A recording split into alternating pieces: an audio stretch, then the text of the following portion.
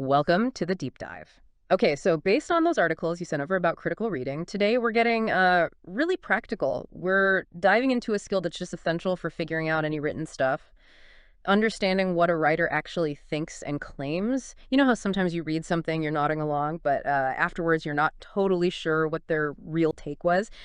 Our mission today is to give you the tools, like the precise methods, to cut through that and just get the writer's stance fast. Yeah, it's interesting, isn't it? This specific skill pops up in assessments all the time, but honestly, it's something we need every single day, just reading online or whatever. The main thing is always, accurately getting the writer's view, not just the surface level stuff. Right, that's a really key distinction. And speaking of things that can trip you up, let's jump right into it. This task of identifying the writer's view, where the only answers are yes, no, or not given, it's definitely not true or false, that catches people out, doesn't it? Oh, absolutely. And that's probably the biggest mistake we see. People writing true when the instructions clearly ask for yes. Yeah. It seems small, but often these questions follow true, false ones, so people just kind of stay in that mode. Yeah. You really have to remember, for writers' views, it's strictly yes, no, not given. Always check those instructions. Okay, yes, no, not given. Sounds straightforward, but I can see how distinguishing, say, no from not given could be tricky. What do they actually mean in this context? Good question. So yes means the statement you're looking at matches up directly with what the writer claims in the text. They basically say it or strongly imply it. No means the statement is the direct opposite of what the writer claims. It contradicts their view. And not given, well, that's when you just can't tell from the text alone what the writer thinks about that particular statement. The information isn't there. And this brings up a crucial point.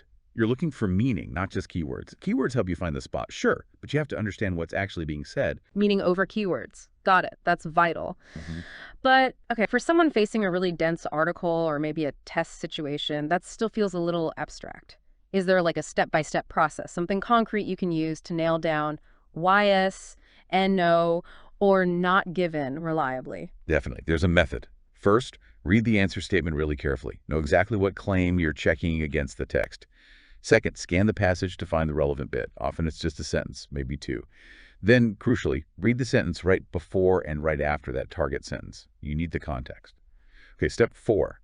Ask yourself, does this info exactly match the writer's view? That's a yes, or is it the direct opposite? That's a no. If you're hesitating, if you can't confidently say yes or no, go back and reread those 3 sentences the target one and his neighbors. Really focus.